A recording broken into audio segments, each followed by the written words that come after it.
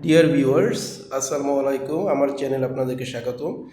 আজকে খুব মজাদার একটি রেসিপি নিয়ে আপনাদের সামনে হাজির হয়েছি। আমার খুবই পছন্দের একটি খাবার। আমরা সবাই শাপলা ফুল চিনি। সেই শাপলা ফুলের ডাঁটা দিয়ে চিংড়ি মাছের রেসিপিটি দেখাচ্ছি। শাপলা ডাঁটাগুলো ভালো করে কেটে নিচ্ছি এবং এইভাবে ছুলে নেবেন। খুব ইজি এবং খুব তাড়াতাড়ি ছোলা যায়, বেশি সময় লাগে না।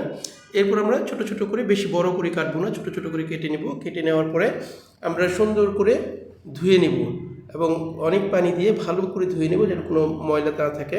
তারপর আমি শাপলা ডাঁটাগুলো উইদাউট পানি, মানে যেটুকু পানি থাকবে ওইটুকু পানির মধ্যে আমি সেদ্ধ করব। আপনারা দেখতে পাচ্ছেন যে আমি কীভাবে সেদ্ধ করেছি। সেদ্ধ করার পরে পানিটাকে আমি আলাদা করে নিব। তারপর একটা প্যানের মধ্যে আমি সামান্য পরিমাণ তেল দিব, যতটুকু প্রয়োজন মতো তেল। তারপর আমি আপনাকে পেঁয়াজ দিয়েছি। পেঁয়াজটা যখন একটু লালচে হয়ে যাবে তারপর আমি আদা রসুন দিলাম। এরপর দিয়েছি জিরা বাটা। এখন হলুদ দিব। হলুদের পরিমাণটা একটু সামান্য বেশি লাগবে এবং মরিচটা আমি একটু বেশি দিয়েছি যেন ঝাল ঝাল লাগলে খুব মজা লাগে। লবণ পরিমাণ মতো, স্বাদ মতো, আপনি আপনার স্বাদ মতো লবণটা দিয়ে নেবেন। সামান্য পরিমাণ দিয়ে আমি এখন মশলাটাকে একটু কষিয়ে নেব। দেখেন কী সুন্দর একটা কালার হয়েছে মশলাটা।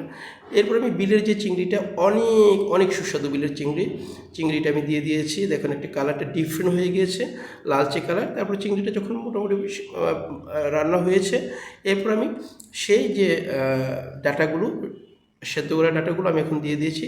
এখান থেকে একটু পানি ছাড়বে, আমি কিন্তু এক্সট্রা কোনো পানি দিব না। দেখেন আপনারা দেখতে পাচ্ছেন এখানে পানি দিইনি। রান্নাটা হয়ে যাচ্ছে সুন্দরভাবে। আমি রান্নাটা করে ফেলছি এবং খুবই সুন্দর লোভনীয়, এত সুন্দর স্মেল, এটা আমি আপনাদেরকে বোঝাতে পারবো না। অদ্ভুত রকম স্মেল আসছে এখানে রান্নাটার মধ্যে। আমি আপনাদেরকে দেখাচ্ছি। দেখেন কাঁচামরিচ আমি অ্যাড করে দিয়েছি। কাঁচামরিচটা কাঁচামরিচটা আমি সুন্দর করে অ্যাড করে দিয়েছি এখানে এবং খুবই খুবই সুস্বাদু, খুবই টেস্টি একটি খাবার। আপনারা দেখতে পাচ্ছেন আমি যখন পানিটা মোটামুটি ঝোলটা শুকিয়ে যাবে, একদম শুকানো পর্যন্ত আমি রেখে দেবো। বেশি ঝোল রাখবো না। অনেকে ঝোল খেতে পারে, খায়, কিন্তু আমার কাছে একটু শুকনো শুকনো হলে খেতে টেস্ট এবং খুব মানে এত সুন্দর মশলাটা এত সুন্দর হয়েছে।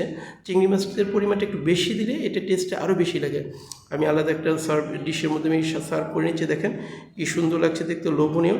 গরম গরম ভাত দিয়ে খেয়েছি, মানে মুখে জল চলে আসার মতন। আমি যখন খাবার আগে একদম অদ্ভুত রকম আমার খেতে ইচ্ছে করছিল। খুব মজা হয়েছে। থ্যাংক ইউ ভেরি মাচ আপনাদেরকে।